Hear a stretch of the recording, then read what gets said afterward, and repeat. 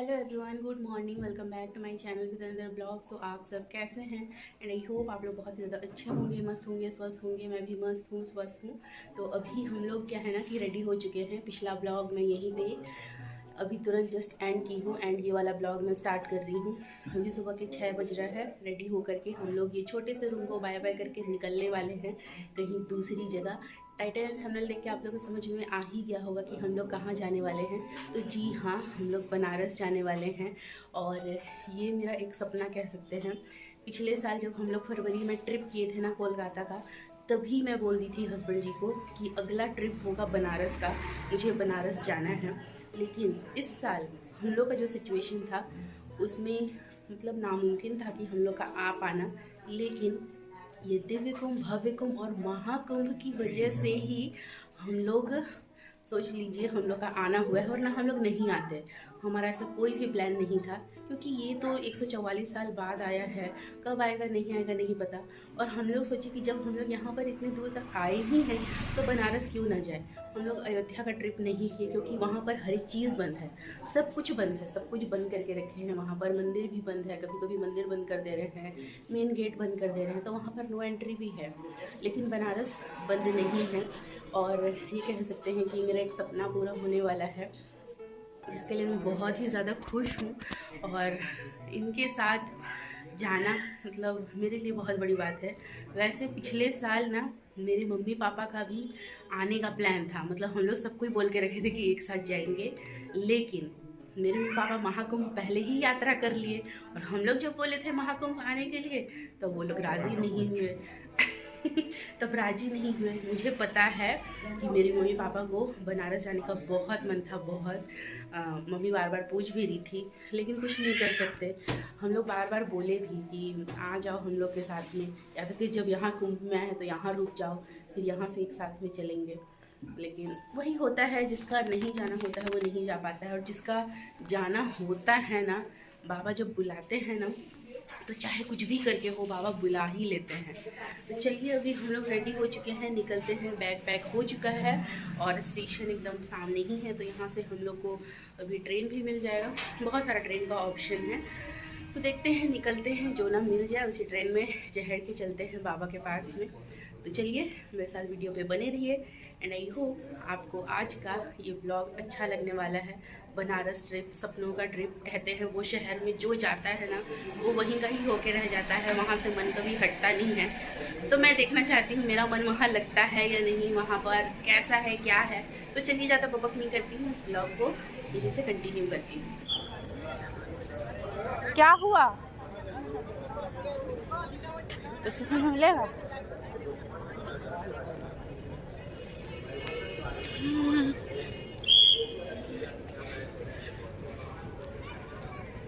Prayagraj Chheoki station से अभी हम लोग ट्रेन में चढ़ चुके हैं। तो ये ताप्ती गंगा एक्सप्रेस है। सुबह के 6:45 बजे आने का बात था, लेकिन 6:30 बजे ही आ गया स्टेशन में। और इसी बीच में हमारे साथ में हो गया एक बहुत बड़ा कांड।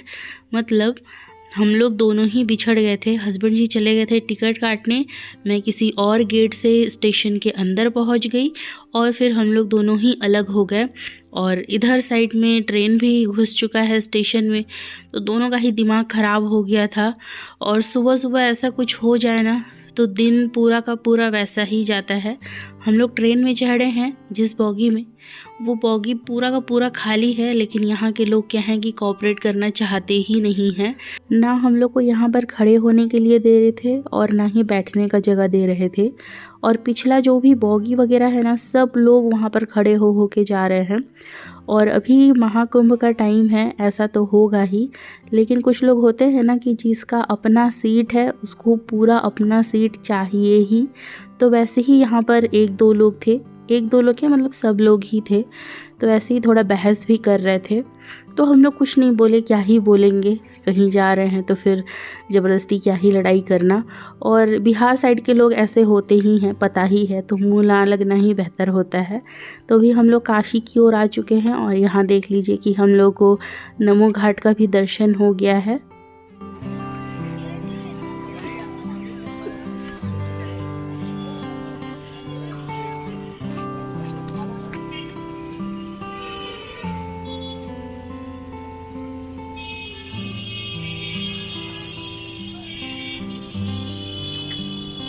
हम लोग आ रहे थे तप्ती गंगा एक्सप्रेस में और हम लोग को जाना था वाराणसी जंक्शन में, लेकिन हम लोग काशी में ही उतर गए हैं।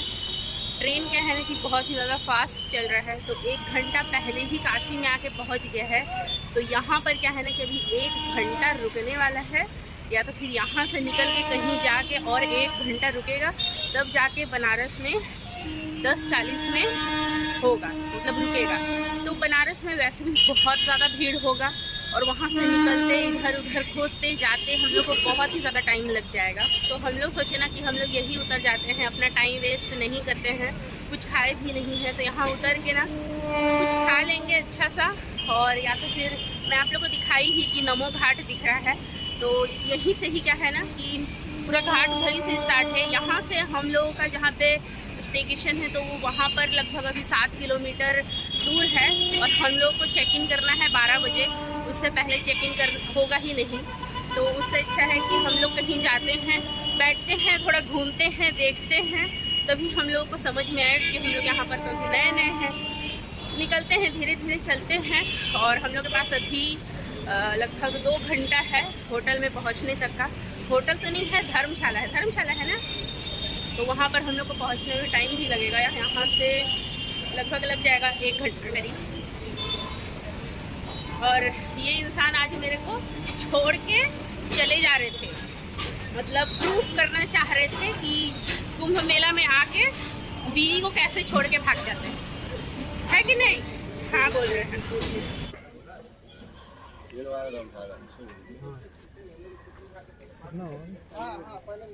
गाड़ी पूरा घूम के जा रहा है।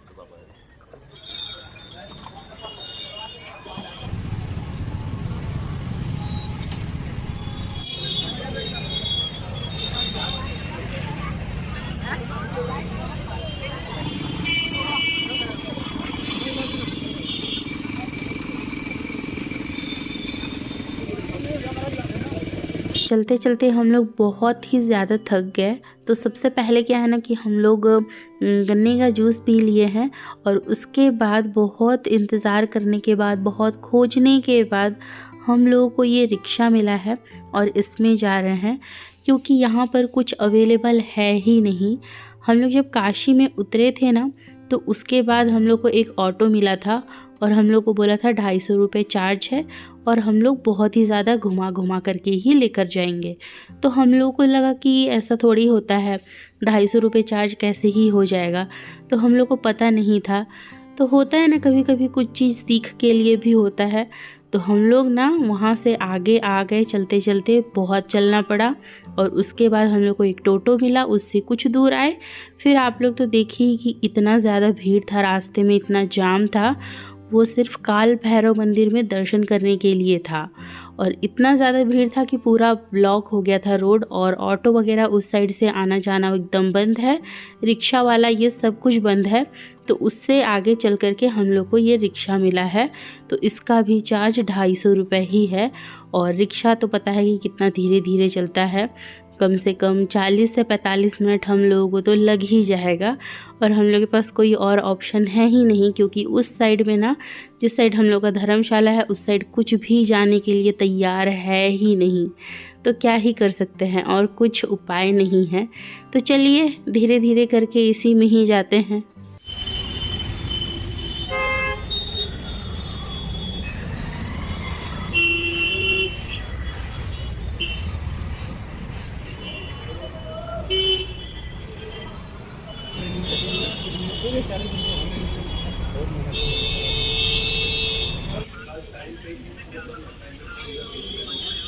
अभी हम लोग अन्नपूर्णा तेल वाला धर्मशाला में हैं, आप लोग को तो दिखाई ही। और यहाँ पर ना कुछ रूल एंड रेगुलेशन भी है, तो यहाँ पर हम लोग को खाना वगैरह ये सब कुछ भी नहीं मिलेगा, अपना सामान का सुरक्षा खुद ही करना है। मतलब कि यहाँ पर रूम का जो ताला चाबी है ना, तो वो यहाँ के धर्मशाला से नहीं मिलेगा, हम लोगों को उसका व्यवस्था खुद ही करना पड़ेगा। और ये रहा हम लोगों का रूम, जो कि 3 बेड वाला है। तो यहाँ पर क्या है ना कि पंखा ही है, एसी वगैरह ये सब अवेलेबल नहीं है, उसका एक अलग ही चार्ज है। आप लोगों को बताऊंगी क्या है क्या नहीं है। एंड इस रूम के लेफ़्ट साइड में है वॉशरूम। अभी हम लोग धर्मशाला में पहुँचे हैं। यहाँ पर हम लोग का पहले से ही बुकिंग था, ऑनलाइन हम लोग करवा चुके हैं। और ये रूम ना हम लोगों को सिर्फ 1 दिन का ही मिला है, बाकी कुछ भी नहीं मिल रहा था कहीं पे भी। हम लोग बहुत ट्राई किए बहुत, उसके बाद जाके हम लोग को ये रूम मिला है। हम लोग इसमें yatra.com से हम लोग बुक किए थे, तो कुछ चार्ज लिया था, प्लेटफॉर्म चार्ज जो होता है वो लिया था।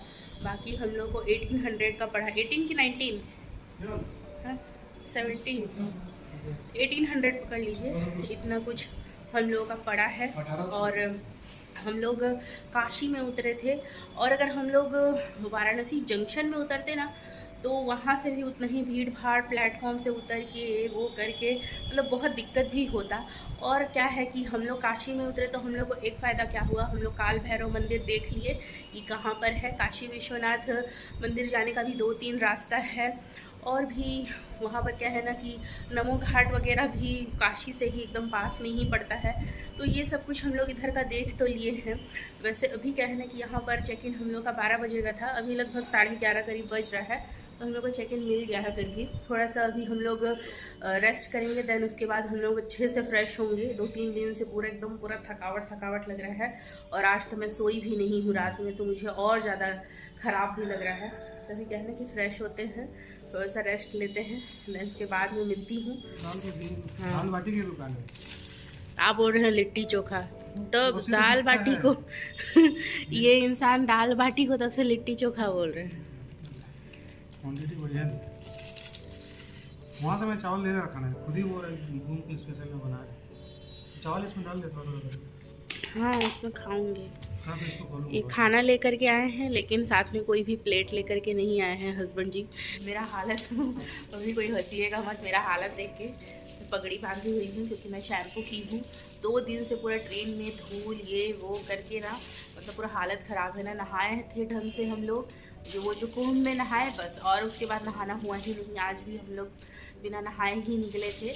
तो अभी क्या है ना कि यहाँ आके हम लोग नहाए हैं, मैं भी अच्छे से फ़्रेश हो चुकी हूँ। और साथ में क्या है ना कि हस्बैंड जी चले गए थे खाना लेने के लिए, तो वहाँ पर यहाँ पर कोई भी ताला चाबी ये सब नहीं देंगे, मतलब चोरी वगैरह ये सब होता है, चाहे कुछ भी अगर गायब होता है तो इसमें यहाँ के धर्मशाला वाले लोग इसका कोई भी जिम्मेदारी नहीं लेते हैं। तो दाल बाटी ये सब लेकर गए हैं, और साथ में ही मेरे लिए कुछ अलग सा चावल वगैरह ये सब लेकर गए हैं। बाहर का ना कुछ भी, मैं रोटी वगैरह सब खाने में ना मुझे अच्छा नहीं लगता है। हस्बैंड जी तो रोटी खाते हैं, पता नहीं वो चावल क्यों नहीं खाते हैं। नहीं तो ये सब खाइए ठीक है, लेकिन हस्बैंड जी कहीं पे भी बाहर जाते हैं ना तो वो रोटी ही खाते हैं, और मुझे पसंद नहीं आता कि कौन किस हाथ से कैसे करके उसको वो करते हैं, डो लगाते हैं, उसका मेरे को समझ में नहीं आता है। तो वो सब सोच के ना मुझे ना अंदर से घिन आ जाता है, इसलिए मैं नहीं खा पाती हूँ, अच्छा नहीं लगता है। और चावल क्या है, सिंपल बनता है, डालो पानी में बन जाता है। तो जा ही रहे हैं। ये वाला कहाँ से लेकर गए हैं? पास से ही, सामने ही मिल गया ये वाला, तो लेकर के आ गए। यहाँ पे पूछे आसपास में तो उतना खास खाना है नहीं। अभी हम लोग छत में आए हैं, और आप लोगों को थोड़ा रास्ता का दिखाती हूँ हालत। ये देखिए, हम लोग भी ऐसे ही जाम से आए थे, और उधर से भी वो यात्री लोग आ ही रहे हैं लाइन से, और इधर से भी ऐसे ही ये जाम लगा हुआ है वन साइड वाला। हम लोग भी जब आए थे तब भी ऐसे ही जाम था, वो पूरा चौक तक जाम लगा हुआ है। पूरा चौक से लेके इधर आगे कौन सा स्कूल है वहाँ तक पूरा जाम है। यहाँ पर एक भोले बाबा का, यहाँ पर एक छोटा सा मूर्ति है, और इस साइड में क्या है, ये जो बड़ा मंदिर दिख रहा है ना, ये माँ अन्नपूर्णा का मंदिर है। गए नहीं हैं हम लोग, ऑनलाइन ही देखे थे, तो इसलिए बता रही हूँ। ये माँ अन्नपूर्णा का मंदिर है, और इस साइड में भी 2 मंदिर और है। वो देखो रोपवे, हम लोग ना आ रहे थे तब देखे थे रोपवे। कहाँ के लिए रोपवे है ये? कहाँ से? यहाँ से ना? किस चीज़ का रोपवे है? क्या पता, आदमी के लिए तो नहीं है लग रहा है ना। यही वो काला जादू वाला बाल है जो मेरे ऊपर चढ़ा दी थी। अरे लाल जादू है, काला जादू नहीं, क्योंकि दिल लाल होता है। लाल जादू से काला बाल से लाल और जादू, काला पहनी भी हूँ। काला बाल से लाल जादू। तो कैसा लग रहा है, बोलो कुछ। बस धूप आ रही है, क्या बोलूं। वही जो चिल्लाती है, चिल्ला मेरे को, चिल्ला करने को दिखाना है। हाँ ये हूँ करना अभी। अभी मैं छत में गई थी, आप लोगों को तो दिखाई ही आसपास का नज़ारा, और साथ में मैं अपना बाल भी सुखाई हूँ क्योंकि आज मैं हेड वॉश की हूँ और कुछ दिन से अच्छा भी नहीं लग रहा था बिना हेड वॉश किए। घर में से जब निकली थी तब की थी हेड वॉश, एंड मेरे ये नाखून में ना बहुत ही ज़्यादा दर्द हो रहा है, पता नहीं क्यों, कुछ भी टच नहीं कर पा रही हूँ। और मैं जो रोपवे का बताई ना, तो पूरे भारत में ये पहला सिटी है जहाँ पर एक जगह से दूसरी जगह जाने के लिए रोपवे का यूज़ किया जाएगा, जो कैंट रेलवे स्टेशन से गदौलिया चौक तक चलेगा, और ये ना 2025 या 2026 में ही स्टार्ट होने वाला है। तो आज का ये ब्लॉग है झुकी प्रयागराज से माँ अन्नपूर्णा तेल वाला धर्मशाला तक का। तो यहाँ पर मैं दिखा दी, यहाँ पर बहुत सस्ते में भी मिल जाता है। कल जो हम लोग रूम लेंगे वो सस्ता होगा, तो वो मैं कल दिखाऊंगी। आज तो पता नहीं कहाँ पर है, कौन सा रूम लेंगे नहीं पता। आज के इस ब्लॉग को मैं यहीं पे एंड करती हूँ। वीडियो अगर किसी भी रीज़न पर अच्छी लगी हो तो लाइक शेयर सब्सक्राइब करना बिल्कुल मत भूलिएगा, साथ में बेल आइकन को प्रेस कर दीजिएगा ताकि आप लोगों को नोटिफिकेशन मिलती रहे। So bye bye, stay healthy and stay positive, bye.